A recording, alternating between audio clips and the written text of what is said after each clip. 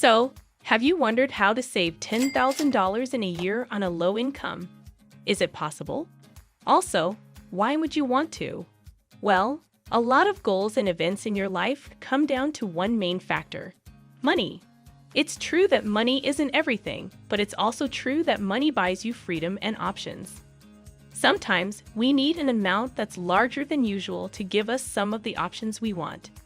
I'm talking a 5-figure amount. Is a house down payment or epic trip is something you've been pining away for? Or maybe you want to kick your student loan debt to the curb once and for all. Or perhaps you want to bulk up your investment accounts. Well, saving an extra $10,000 this year could definitely help. If you have struggled to save in the past or earn a low income, it might seem like a pipe dream, but don't dismiss it yet. What if I told you that with some hard work and some financial resiliency, you could save $10,000 in a year?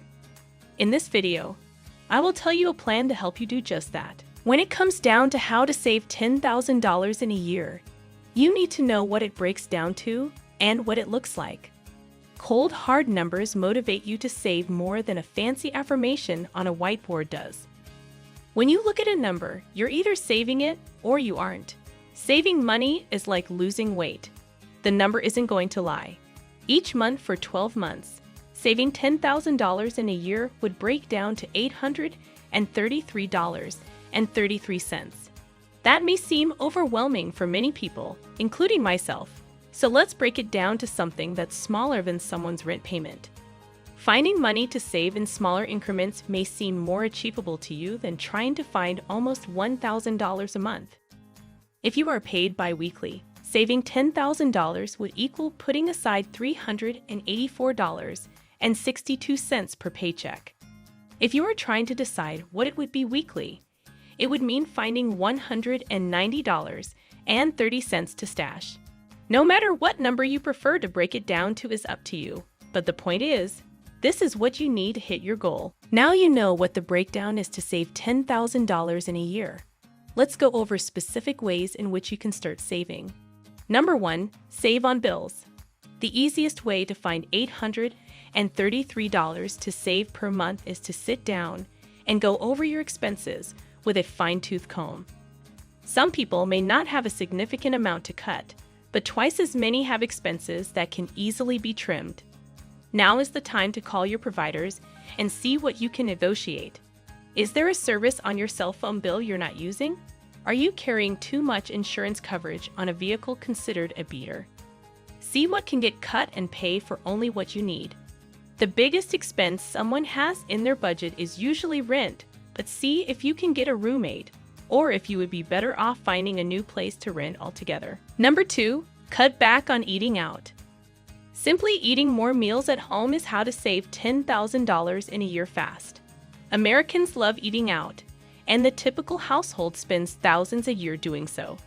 Even if you aren't eating at a fancy restaurant every week, coffees and lunches through the drive-thru add up. If the money factor wasn't enough to persuade you to start bringing lunch more often, think of the calories you'll be stopping from going to your waistline if you stopped eating out so much. Start packing a salad and learn how to make tasty meals at home more often. Number 3, reduce your entertainment costs. If you're a social butterfly, you might spend a few hundred on outings with friends per month and not even realize it. Brunch, happy hours, admission, and lifts can run you to $300 a month easily. I give myself $50 a week, and I'm amazed at how it feels like I can barely make it cover one activity a week sometimes. But I have found doing stuff at home more with friends, such as potlucks or game nights, seems more relaxing and doubles as a budget saver. Finding budget-friendly things to do is how to save $10,000 in a year easier. Number 4, finding ways to earn more is how to save $10,000 in a year faster. A lot of people don't have $833 a month to cut from their expenses. This is a fact. While I always advocate trying to find money to cut from your budget to avoid wasteful spending, but I'm also a firm advocate of earning more. Earning more money by asking for a raise. Make a list of all of your accomplishments for the past year and ask your boss for a raise. If a raise isn't in the cards, ask how it could be.